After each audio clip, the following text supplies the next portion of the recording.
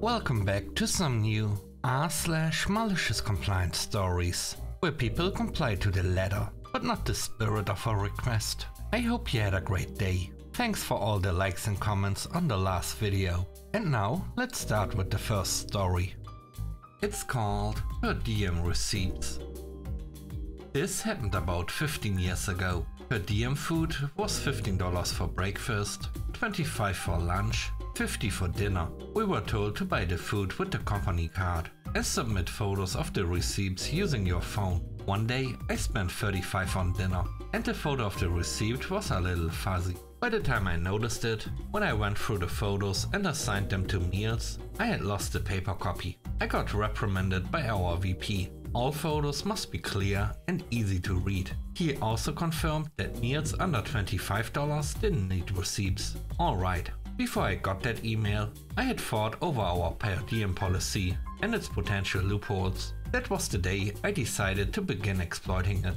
I have very simple tastes. Give me a flip-top can of chili and a plastic spoon and I'm fine. Plus, that way, I can just go back to the hotel and rest. I don't have to spend the time at a restaurant or at a drive-thru on the way back, so about $10 a day is plenty. But the company was offering $90 and receipts were only required for transactions over $25. So the first day of travel, I'd go to Walmart or Costco and get my food for the week. I'd do 3 separate transactions, one for $15, one for $25 and another for $25.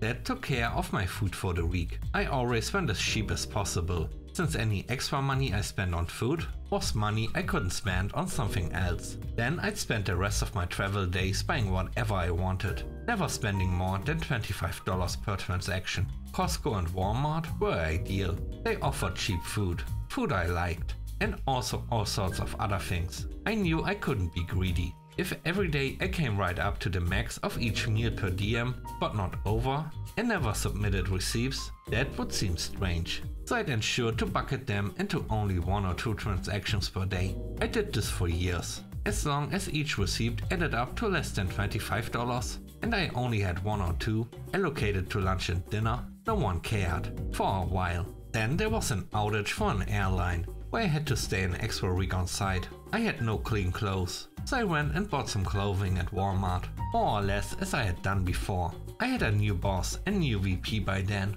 My new boss noticed and freaked out. He and I spent hours on the phone together, trying to slot each receipt into some acceptable category. It was hopeless though. It was impossible to disguise those Walmart purchases by mixing them in with all my other Walmart purchases. No matter how much canned chili you eat, it's still canned chili. So I sent in my expense report in all its Walmart glory. My boss made it sound like someone would roll up to my desk with a siren on their head, but nothing came of it. I laid low for a few months after that and ate some really nice expensive meals. Then my boss got transferred. I got a new boss who had no knowledge of this history. I went back to my old ways. Over time I bought towels, bottles, sippy cups for my kids, stuffed animals for my kids, and all other kinds of stuff. And I probably saved the company a couple $100 each trip. I always came for just under a week, so it was a win-win. The next story is called Reimbursements. My company sends everyone to training every year, and it's usually for about a week. You are put up in a nice hotel, and your meals for dinner are reimbursed. The hotel has breakfast in the morning, and you have to eat there. Your lunch is covered by the training department, and it's usually a catering company. For dinner, it's common to go out and spend a lot. I don't know what the limit is, but some people have had an $80 meal, and it was covered. I'm pretty simple, and a sandwich would keep me happy. I've been with my company for years, but my first time there, I woke up thirsty one night and wanted some bottled water, and went to the hotel lobby and bought a couple bottles of water for about $2. No big deal, it will be reimbursed, or so I thought. After I got back and turned in my receipts, I got an email from some corporate lady a few days later, saying that everything will be reimbursed, except the bottled water. Now, maybe the email context was lost, but I asked why the water wasn't covered. A simple answer explaining that only if purchased with meal would have sufficed, but this woman said that my room should be accommodating or something like that. I don't remember verbatim what the response was, but I took it as snarky, and it seemed as if she wanted me to drink from the sink. Fast forward a year later, when I went for my annual training. The first night I went out, I made sure to go to a nice steakhouse. In that meal, I ordered not one but 2 large glass bottles of water to take back with me to my room. These bottles were about $17 a piece, but in the end, I was reimbursed because it was purchased with my meal.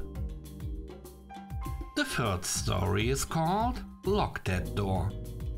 At my work, there was recently a rash of thefts by an employee dropping product on the ground near the exterior garbage compactor, then coming back later to pick it up. The VP of the company has wrote down to lock that door, and when I asked for clarification, an action plan, what locks or security measures, I was simply told to make sure it can't be easily accessed by line employees. The door in question is a typical roll-up door with an electric switch and a manual backup. I removed the switch and rolled the wires back up, threw on a built-in key lock and back up. What Mangelman didn't know was the manual backup has a ridiculously low gear ratio, meaning it took a solid minute or so of pulling the chain just to move the door a couple feet. Manager comes up, unlocks the chain for an employee, and they both immediately come to complain about the changes. I refer them to the sea creature that wanted the door locked, and trash starts piling up around the door. A week later, my manager passed word to me to revert the changes.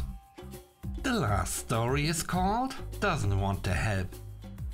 My dad and my uncle Kyle were very different people. My dad was very much a DIYer. I learned a lot about how to try to fix things himself and what to do if something happens with tools, like nails, hammers, fishing hooks, etc. My uncle Kyle was the opposite. He was one of those people who just paid other people to do things for him, or just complained when he couldn't get his way. Basically, never let other people tell him what to do, if they weren't trained professionals. One day, my dad and Uncle Kyle went on a fishing trip, because my mom and aunt wanted them to hang out more and get some bonding time in. They didn't really have much in common, except for their wives being sisters and having kids of their own. During this, Uncle Kyle somehow managed to get a fishing hook through his thumb, with the end of it poking out. Uncle Kyle started screaming and rocking the boat, yelling, "This hurts so much, call an ambulance." My dad said, "You know, I know how to get that hook out of a finger. It happened to me before. What you need to do is get a pair of pliers and cut the hook part off and pull it out of your... I don't care, I'm injured. Take me inland, find a payphone and call an ambulance. Are you sure? I have the tools to... Now. Well, if you insist." So Dad rowed the boat to shore, found a payphone, and my Uncle Kyle called for directions to the nearest ER. My dad drove them both there, and my dad waited patiently in the waiting room for Uncle Kyle to come out. Not 10 minutes later, Uncle Kyle came out with a bandage on his thumb and a skull on his face, which was pretty much his resting face. Before the doctor went back to his area, my dad went up and asked him how they got the hook out. Turns out they did exactly what my dad was going to do. Cut the spikes off the end of the hook and pull the thing out slowly. The only difference was that it cost my Uncle Kyle $200. And then I told you so from my dad. After that, they never did any solo trips ever again. My uncle blamed my dad for the whole ordeal, even though he was the one putting the hook on the line. He was fine, he just complained about everything. Thanks for watching the video to the end. I hope you enjoyed it. If you did, please don't forget to leave a like, comment and subscribe. And if you have time, watch another one of my videos. Also, if you want to support me further, check out the channel membership or Patreon. And now I hope you have a great day. See you soon. Bye bye.